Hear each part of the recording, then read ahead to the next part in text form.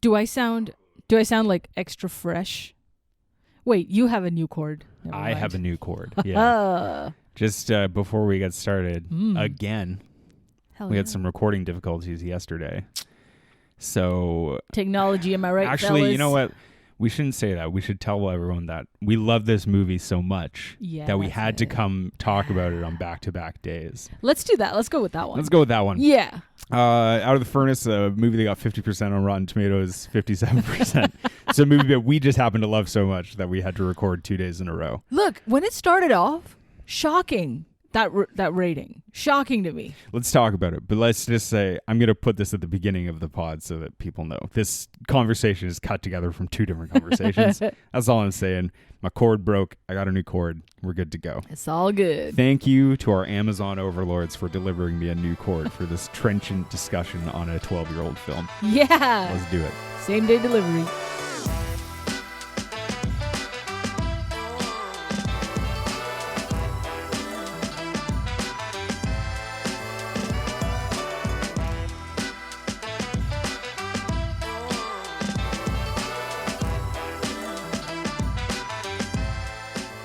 You have to still make sure you hold the mic correctly, or Okay. else I'll sit up. you're going to be. Yeah, you should sit up. I think it's You're just jealous. I'm comfortable. the first ever Sleeping pod. supine pod. Is supine on your stomach or on your back? Giving me a look. I am not taking any more questions today. I'll tell you, someone gets supine in this fucking movie, and it's Casey Affleck. Yeah, He dude. gets supine a lot. Is that like a wrestling move? Just kidding. No, I think it's like the technical term for Yes. being on your back or on your stomach, as I just asked. I don't know. Are you We're going to sit cutting up? all this out. Nope, I'm going to keep it in. Hey, what the heck? Are you going to sit up? Because you're going to move the mic a bunch if you... Yeah, right. Do you have your notes? You ready? Hello, audience. They don't want to hear from you. Oh, what the fuck, dude?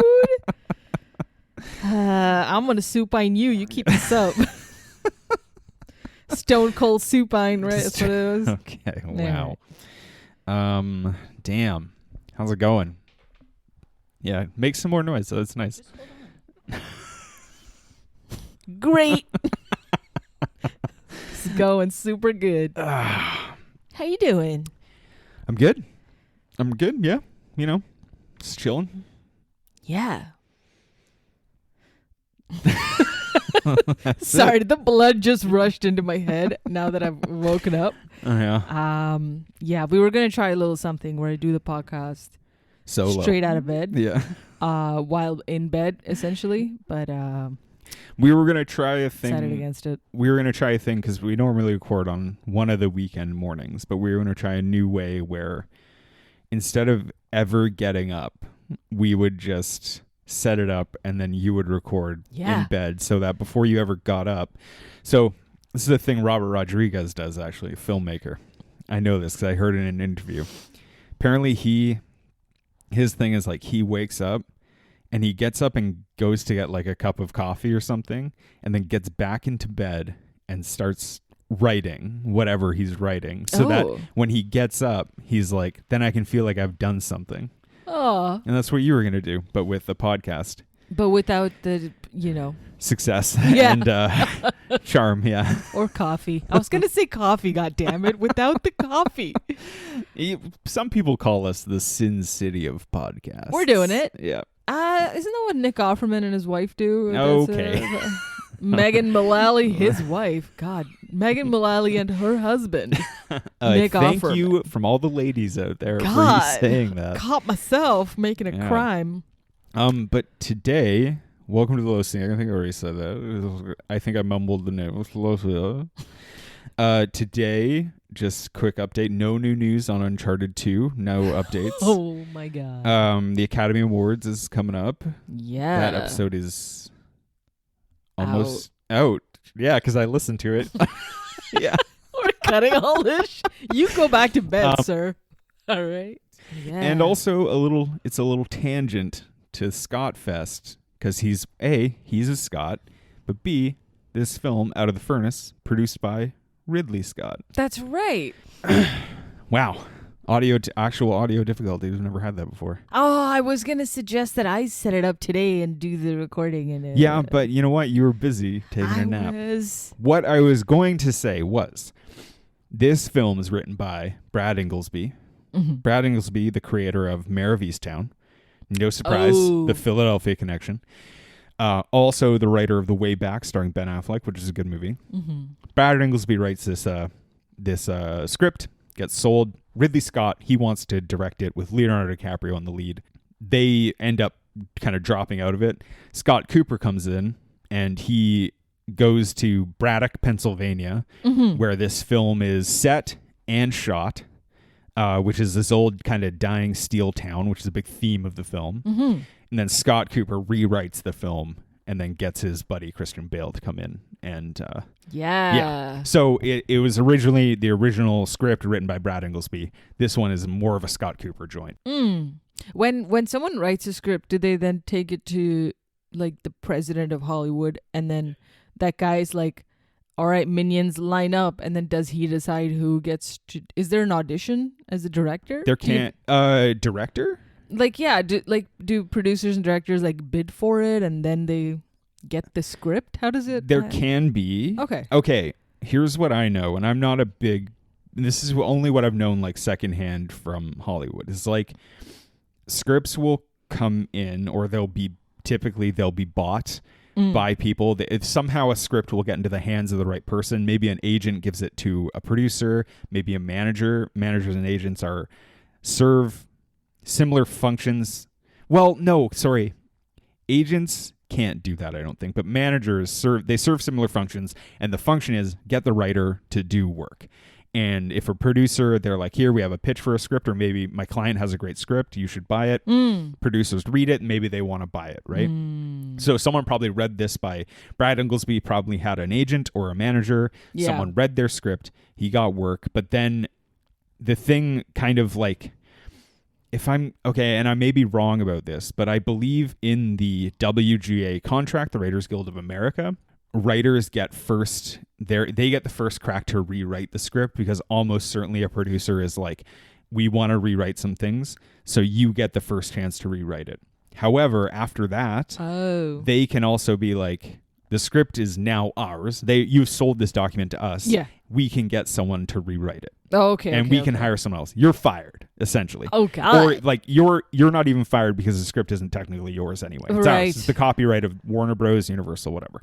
Oh, man. So it can be pretty cutthroat. This is why you see a lot of like I don't know if you know this yourself or listeners, maybe some listeners do, but when you go to a film and you see written by, if there's an A-N-D in the title, it means that they wrote it together. They're a team. And if there's an ampersand, it means that they're two separate writers on doing two separate drafts. And that's decided through arbitration. That's cool. Either one, or it might be flipped, but that's basically it. But yeah, so and then with directors, it's like directors are also given scripts, and they're just like, they come across stuff that they like, and they're just like, shit, I like this, or whatever. Or it comes about more organically. For example, Queer, Challengers and Queer.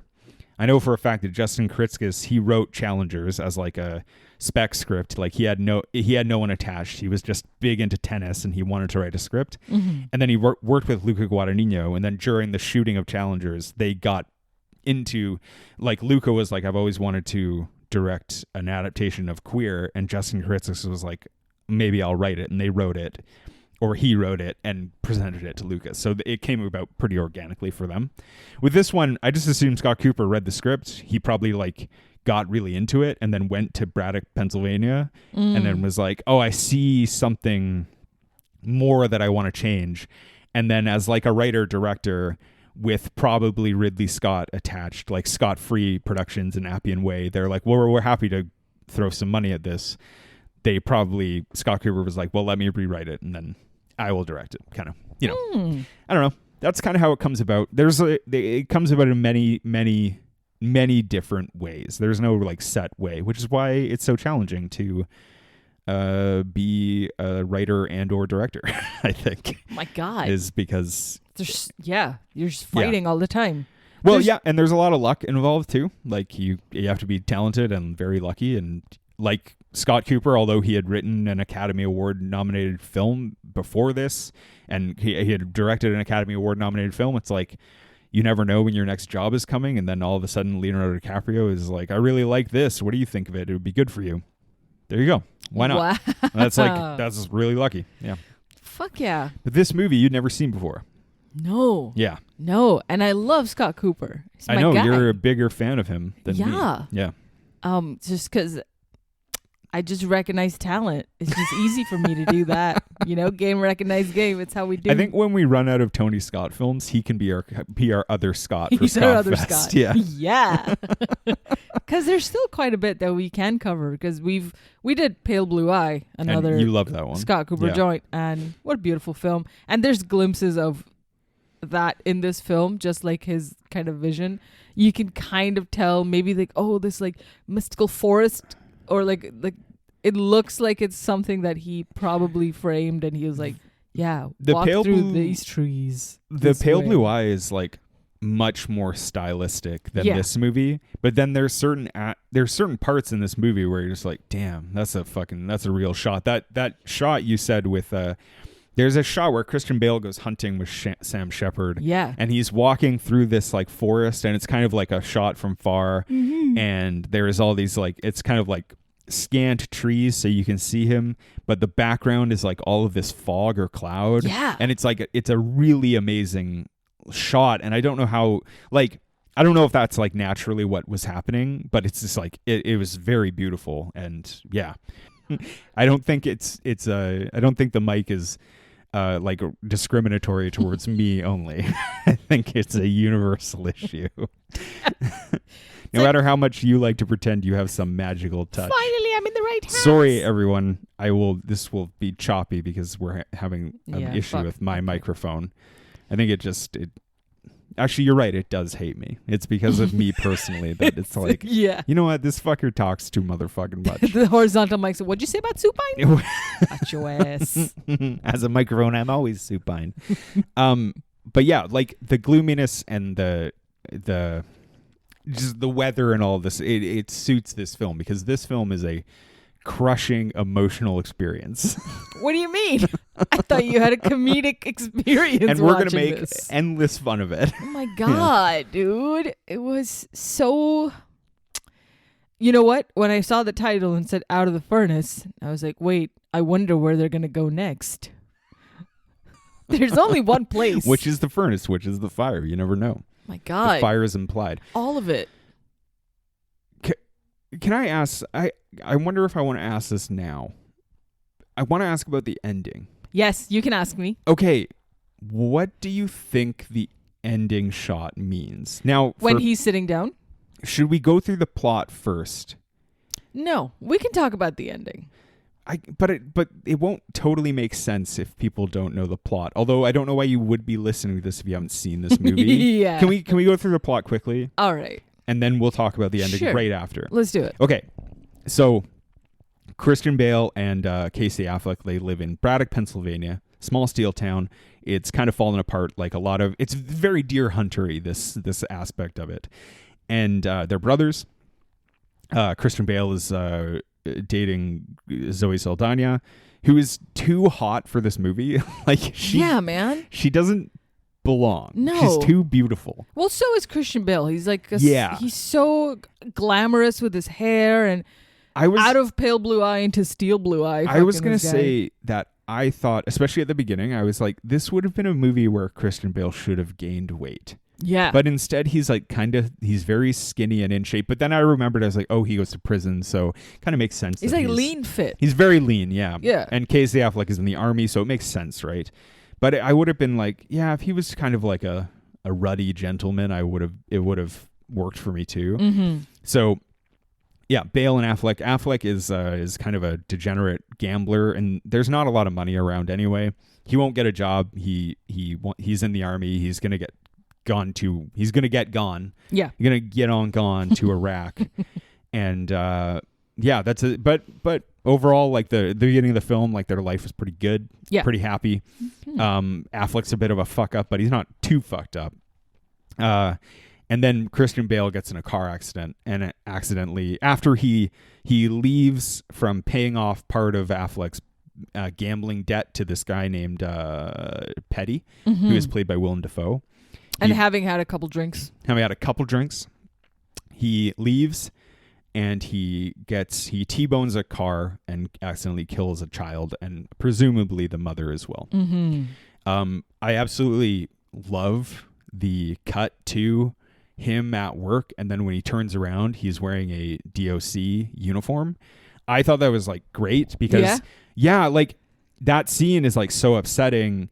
And one thing I thought about this movie, especially the first kind of half of it, is like I can't help but think it could have moved a lot quicker. Like it's very slow. It's a very slow film. Yeah. It is a slow burn. It is a slow burn. But also they set up a lot of stuff that I'm like, in a different film, this would have been set up a lot quicker. But as the movie went on, I kind of understand why. But I do love he's checking out this child and their parent to see if they're alive. Yeah. He's crying. Christian Bale is so good in this movie. My it's God. unbelievable. And then it just cuts to, and you're like, oh, he's at work. And then he turns around, he's welding something, he turns around and it says DOC on the back. And you're just like, oh, I see. He's at work. It's a great cut. It's like a great little thing. He's in prison. Casey Affleck visits him and he heads off to Iraq after that. He gets done to Iraq. And cut to some more prison scenes. This prison is not a big part of this film. Casey Affleck returns, and which I love. Yeah, that's fucking great because it's so easy for this to be a movie that becomes about prison. It's so easy for this movie to be about all the action happens in 10 minutes, and then you just spend the rest of the time with one guy. This could be a prison film for sure. Yeah, but they didn't, and it was great. Yeah, Affleck comes back from Iraq, so Bale spends about a year, 2 years in prison or something like that. Affleck returns from Iraq. He's seen some shit. He's not mentally well, I guess is the way to put it. Yeah. But eventually Bale gets out of prison. He goes back to Braddock. Zoe Saldana has moved on, and she is with Forrest Whitaker, who that's right. I love Forrest Whitaker in everything. He just shows up, and I love him. He's one of the best actors alive. He's he's a cop. He's a cop, yeah. He is like the cop of the town, basically. Yeah.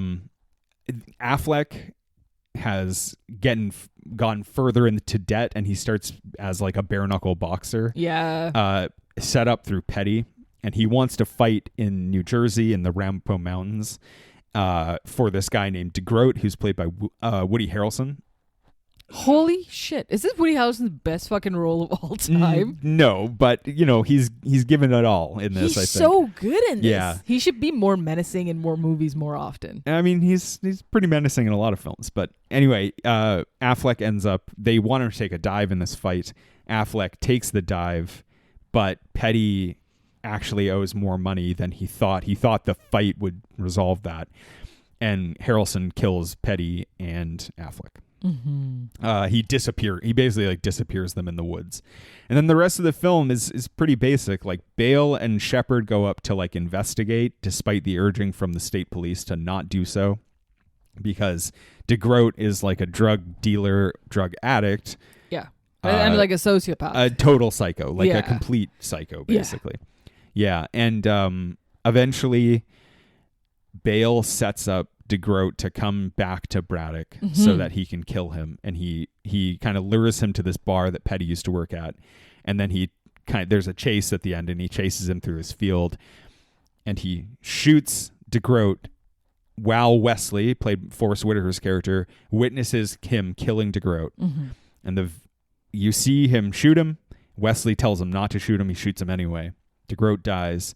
And then the final scene is a fade up on Christian Bale sitting alone in a room while fucking Pearl Jam plays, and then it fades away, and that's the end. Yeah, that's the ending I want to talk about. Yes, it's so on the Wikipedia page it says it implies that Wesley may have set it up so that Bale does not get prosecuted for this. Yeah, but what do you think happened, really? So he looks even more buff and lean in that last shot. I don't know if it's because of the darkness. It feels like maybe he did go to prison, get even more fucking jacked, and the way he's sitting in the dark, he looks like he's aged a little bit more. Yeah. His hair's all slicked back. I think he did not go to jail because the way Forrest Whitaker's character says, "Let me make it right."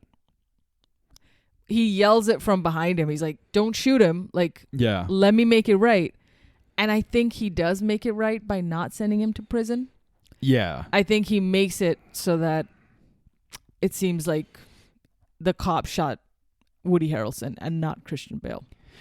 Yeah. I can't help but think, I don't know how that crime would be covered up so well, but like... It's in the middle of nowhere. There's nobody. It no does witness. seem... There's like this interesting... So like there's this interesting dynamic between Whitaker and Bale in that like Whitaker, he doesn't feel like guilty for... Because like Bale goes to prison and then Saldana, they don't really resolve their relationship because he forbids Saldana from coming to visit him in prison. Yeah.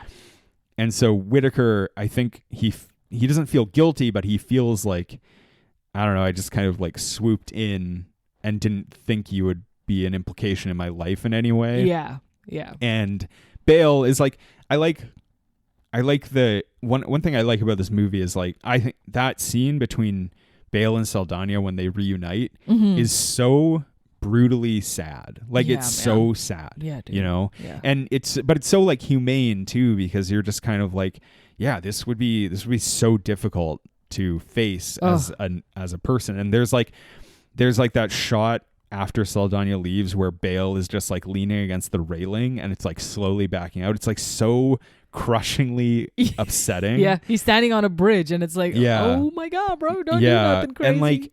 And then but the movie isn't about, he doesn't get all like macho towards Forrest Whitaker being like, you took my girl, I'm gonna kick your ass or whatever. Yeah. Because there's that other great scene where Whitaker is like, you know, we have a really good thing going. And he's like, yeah, that's good.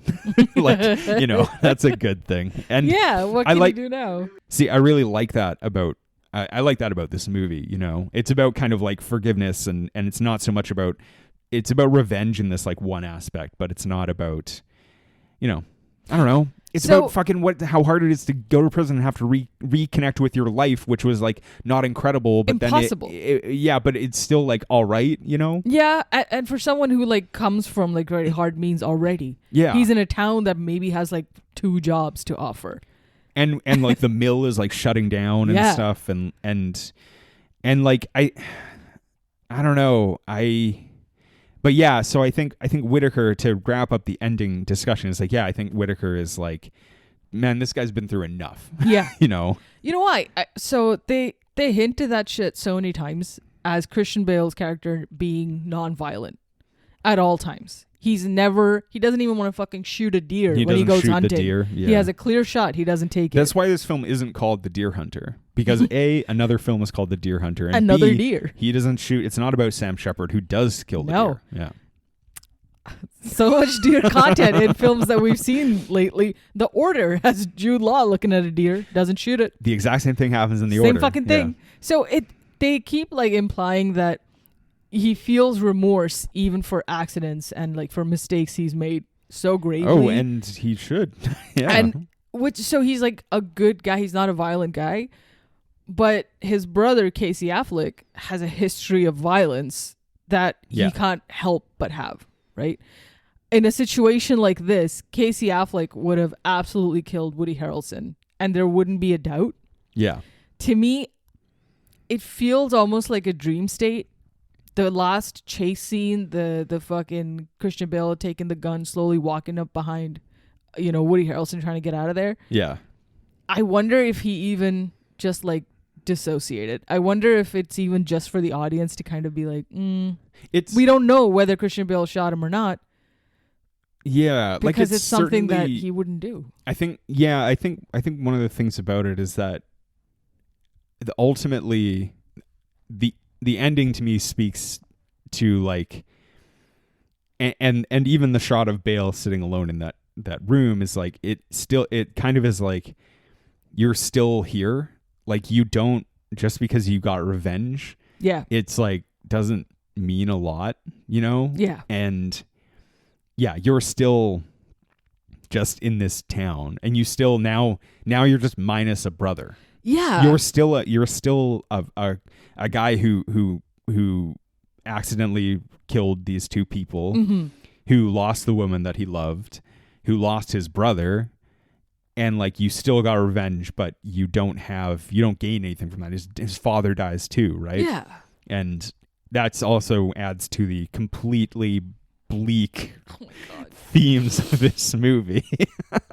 It's like all just like sadness and regret for so Yeah. much of it. And it's cool because you kind of see at the end, and I saw this, that they pay homage to Godfather 2 with the last scene, the way kind of Christian Bale just sits there resting his hand on his chin. Yeah. It's the same way Godfather 2 A little ends, with Al Yeah. Pacino kind of just sitting there.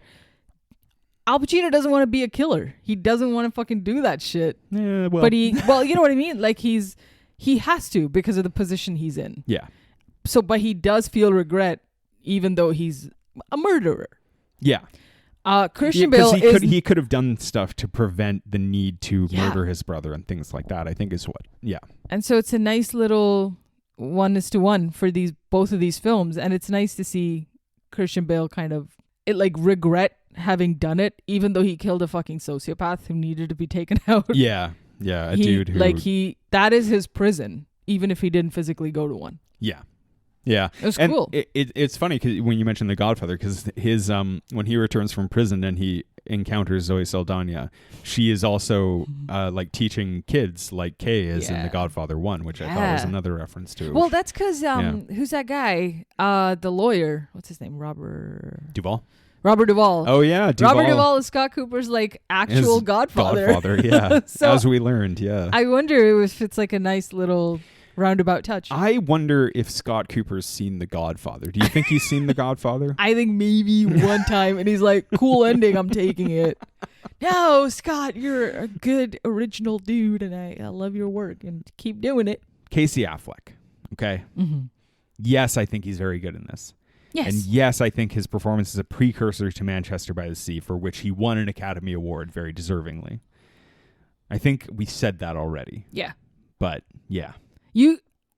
Well, I like Casey Affleck. He's the better of the Afflecks to me. That's a bold statement. Yeah. He's just like, you can't. He like melts into the role so hard, you just don't see Casey Affleck anymore. Every time he's in a thing, to me, it's just like, oh my God. Yeah. He's the saddest guy in this thing. He's a very good actor. And he's so fucking good.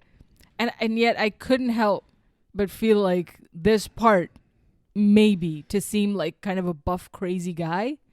Oh, you want to recast him with Mark Wahlberg again? Is that what you want to do? I proposed Ben Foster. Oh, right. Ben Foster. Yeah. Yeah. Ben Foster is like, I don't know, but Ben Foster is so crazy. He can be so crazy. Yeah. But he would be an excellent choice. Exactly. The only problem is you would look at the two of them and you'd be like, so do they have different moms? They look, Bale and Ben Foster look so different that it's a little, True. I don't know. Okay, yeah, true. But Affleck and Bale I can understand a little more as brothers. But yeah. I like Affleck. I think Ben Foster would be an excellent pick. This seems like a role that's like right up his alley, basically. He's got such little brother who came back from war energy at all times. Even as an actor, every time I look at his face, like, man, what's your story, Ben Foster? You seem like you're on edge all the time, bro. It definitely he strikes me like, so we've done two films with prominent Ben Foster roles on them, Alpha Dog and Inferno. Yeah. And Inferno, we talked about how he was like woefully underused. Like you didn't need Ben Foster in that role. No. Even though he's fine in it. Like, well, Inferno's a shitty movie, so it doesn't really matter. But Alpha Dog, he's like, I quite like him, even though that's like kind of an insane role that he's playing. He's maximum Foster in it. Yeah. He's doing the most. But man. he does seem like an actor who's like, no matter what the role is, he's like, so what's my traumatic motivation for everything I do? It's like, Ben, this is a comedy. It's like, yeah, but was I like, was I abused as a child or something? It's like, no, dude, you're just be funny. And it's like, no, I don't do that. All his notes to the director are, yeah, but what if I wanted to kill a dog when I was a baby? Yeah. Could I talk about the time my father choked a dog to death in front of me or something? It's like, no, Jesus Christ. Ben, fuck, Ben, man.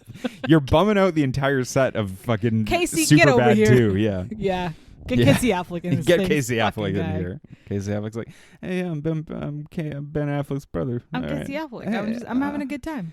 I can't beat it. I He's need like, another coffee. Casey, what are you going to bring to the role? I can't beat it.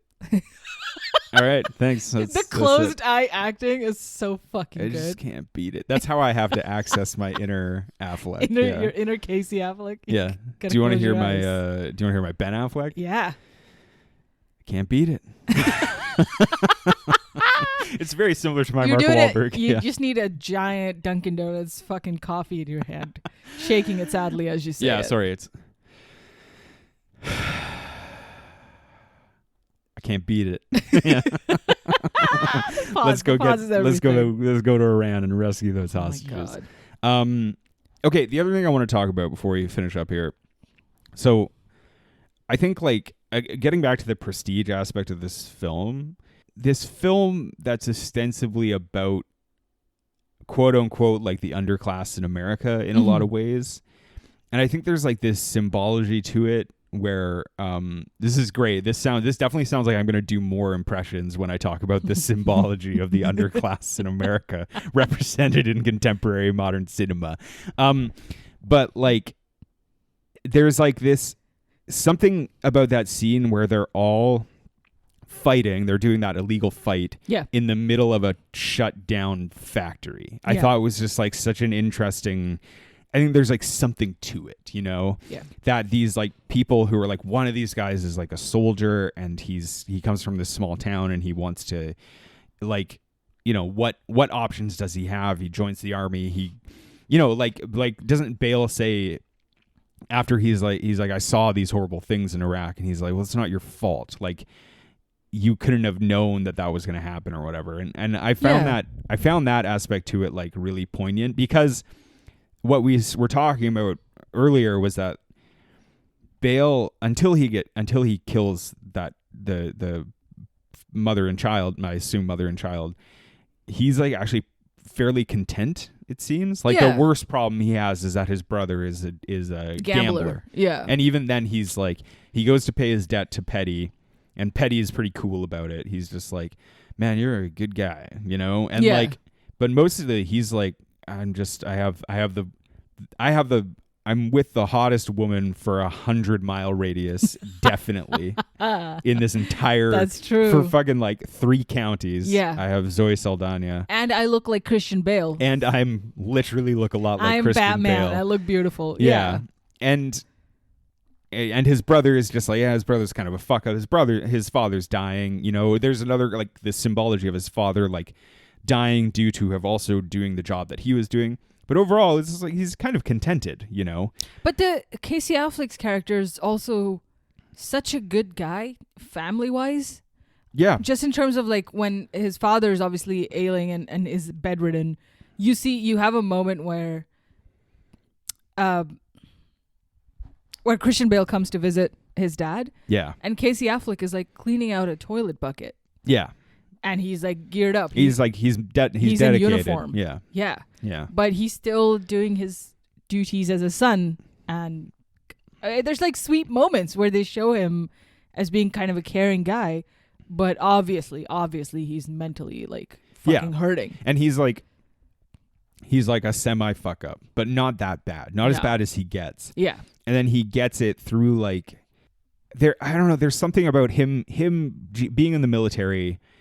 And I presume, assuming that it will bring him some sort of like steadiness in his life, and then he's thrown into this war that's awful, and he sees awful things, and then when he gets back to Braddock, it's like, well, you could go get a job at a factory, but he's like, I don't want to do that. Like, I want to do something more with my life, kind of. But it's like, well, what are you gonna do? How can you do it?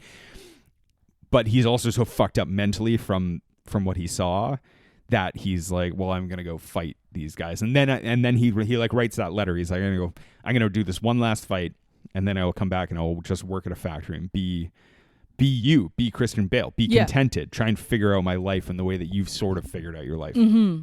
And on the flip side, Christian Bale has all that shit taken away from him in the way that like crazy circumstances can happen, you know? Yeah. But it's just, I find it just fascinating that he's pretty contented for the first half hour of this film. Yeah. And then this horrible accident happens and it throws his life into like this like, it's like the idea that one small thing, and I don't think manslaughter is like a small thing, but this like one event can throw your life into this spiral of like crushing despair. Yeah. And an accident, right? Yeah. It's an accident. It's an accident. Yeah. And that's awful and stuff, but I think that's the symbol I have for like the kind of like the poor people of America kind of thing is like, this whole town is this fucking thing. But it's also met with unreasonable events and unreasonable people. Yeah. Like Harlan's character, Woody Harrelson's character, has no reason to kill Casey Affleck. No. It's pure ego. It's like maybe something to do with how he kind of felt ticked off by how he's even like oh, you're kind of a good kid. It's too bad you hung out with this guy I hate. Yeah. Who I had to kill, essentially. And it's like, but it's like you could have let him go. What's he gonna do? Call the police? Like he's literally in an illegal fight. Yeah, but he's just not a reasonable guy. He's not all there. But also, like De Groot is like that he's like also in that same vortex of just like poverty and stuff. But he's making this whole other thing about it where he's like, oh, I'm going to go the opposite direction. I'm going to not worry about being a good man. Yeah. Like Bale, I think deep down inside, it's not really voiced in the film, but I think it's hinted at as like Bale is concerned with being a good man. That's why he's not like an asshole to Wesley, to Forrest Whitaker. Yeah. It's like he's concerned with being a good man and providing for his family. He tries to pay off his brother's debt, all this kind of shit. Whereas De Groot is just like, what's the point? Oh, and De Groot is like riddled with drugs in his brain. Yeah. All the time. But that's like a symptom of right. You know, the poverty and the... Yeah. Man, this has like serious No Country vibes when it kind of starts. There's moments of like... I was going to say, I think I said this about the order, but maybe it's just on my mind, but like it reminds me of True Detective the way... Yeah. Have you ever seen Winter's Bone as well? Winter's Bone is like it sounds so familiar. Yeah, it's a Jennifer Lawrence film from like 2011 directed by Deborah Granick, and she got nominated for, that was like her first Academy Award that she got nominated for, I think. And it's like dude. it's a film where it's set in like this deep part of Appalachia which is like very similar to this Ramapo area that they're talking about. Now I don't know a lot about the Ramapo kind of thing that they're talking about there. Also, there was like this controversy with this film where there's this indigenous group in that area that they're talking about, and in the film they kind of say like, yeah, everyone up in that area is just a crazy fuck up. And like this indigenous, like quite rightly, this indigenous group, they sued the production company being like, that's not cool. But the case was thrown out because there was no real plausible connection between specific people, so they couldn't really sue it for like defamation or something like that. Oh my God. But they're talking about a specific area? Yeah, they were saying like this area is just full of like crazy psycho drug and like it's a lawless wasteland. And it's a little shitty. It's like that's, but to defend the film a little bit, like it makes sense when you're the people from this small town in Philadelphia being like, yeah, those people over there are wild, you know? Yeah. In the context of the film, I think it kind of makes sense, but whatever. But it reminds me of True Detective in that way, where you have these like, just like these swaths of America that they're just like unexplored territory of the mind, kind of. Mm-hmm. And the idea behind True Detective of like flipping over a rock and seeing what's underneath. And this movie has that too, especially I think when they go to the house and the guy is like, he's like, do you know De Groot? And he's like, are you kidding me? This is his This house. is his house. Like, I love that stuff. Like, that stuff is so cool. And it's like a rundown, shitty fucking drug cave. yeah, like you would never It's not. It's barely a house. Yeah, you would never be like, oh, I can tell because it's so well appointed. Like, it's just a piece of shit, It's right? abandoned. Yeah, And like all shit. of the stuff, except for like the town of Braddock, where they're in, like everything takes place in this like kind of creepy rundown fucking.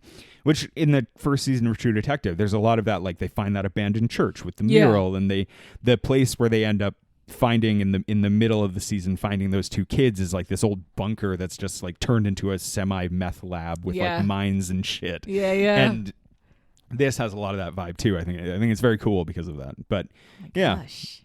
yeah. It's But fucking, how do you feel about like the No Country of it all? You were saying just the vibes, like the way Christian Bale spoke to the other kind of drug addicts in that house. Yeah. He didn't pretend to be a user. He came in with like cop energy.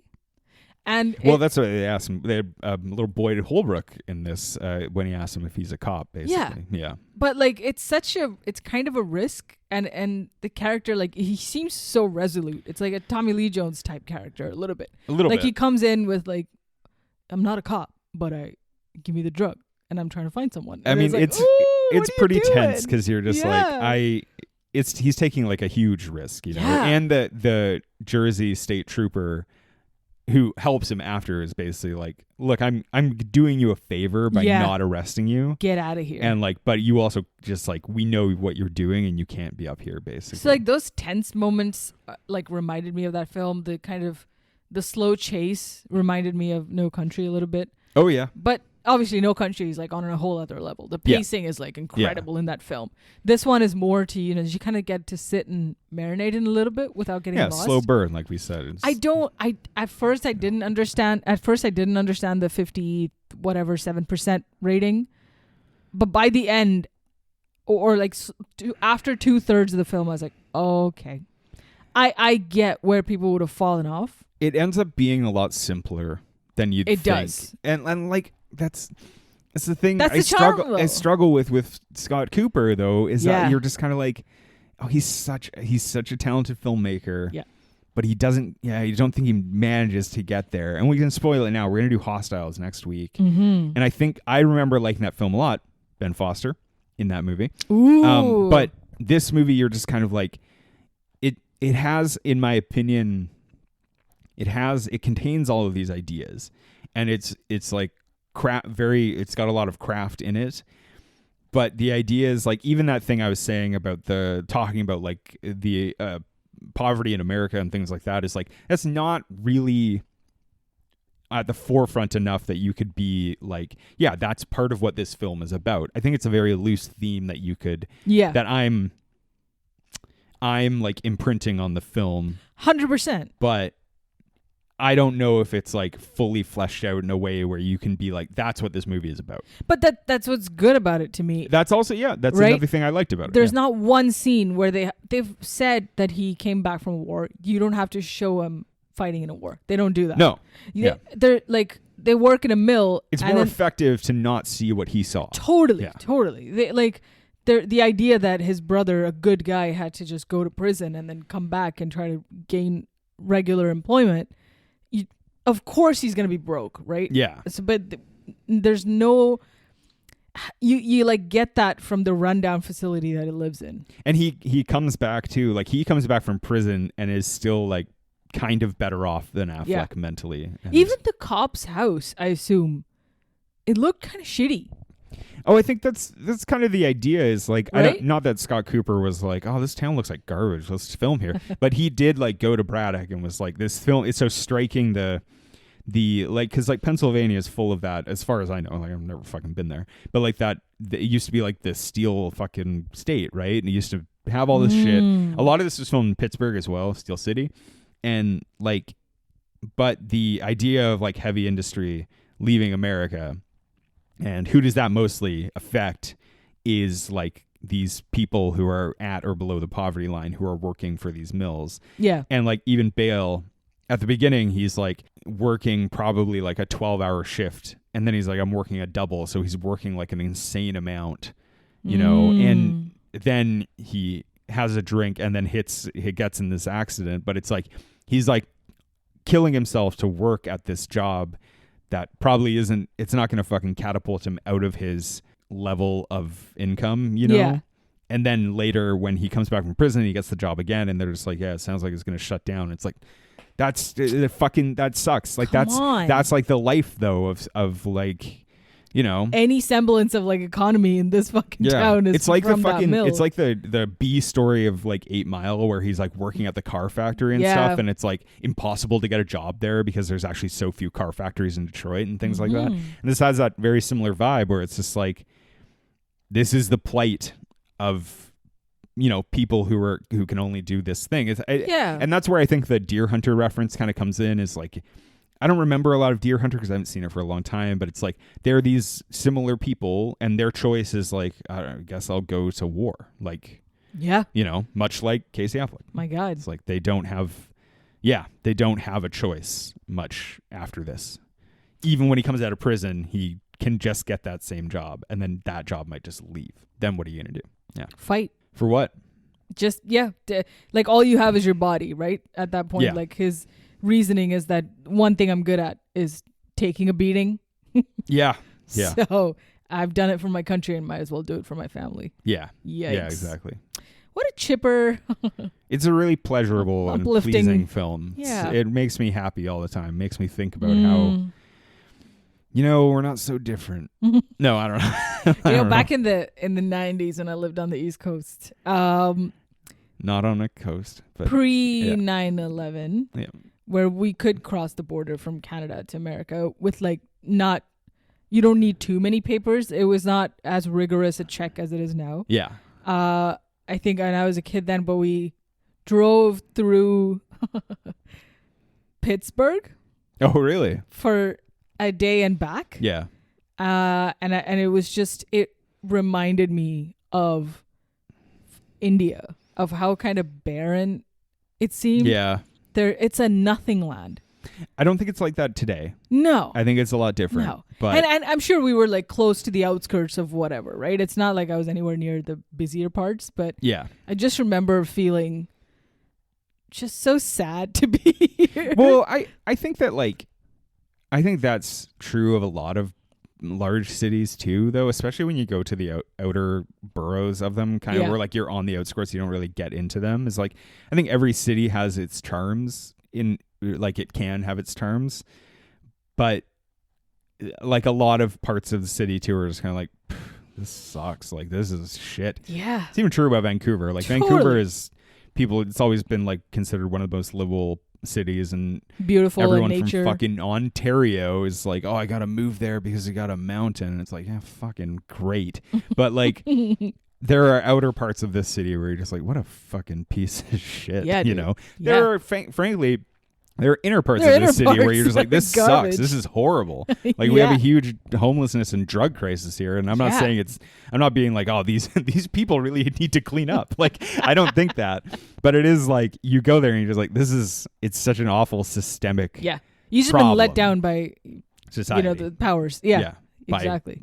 Like every level of government plus everything else, you know, like, and then there's also just like outer parts of Vancouver where you're just like, I mean, you could miss him with this part and that'd be okay. Like where I work, for example. But like, and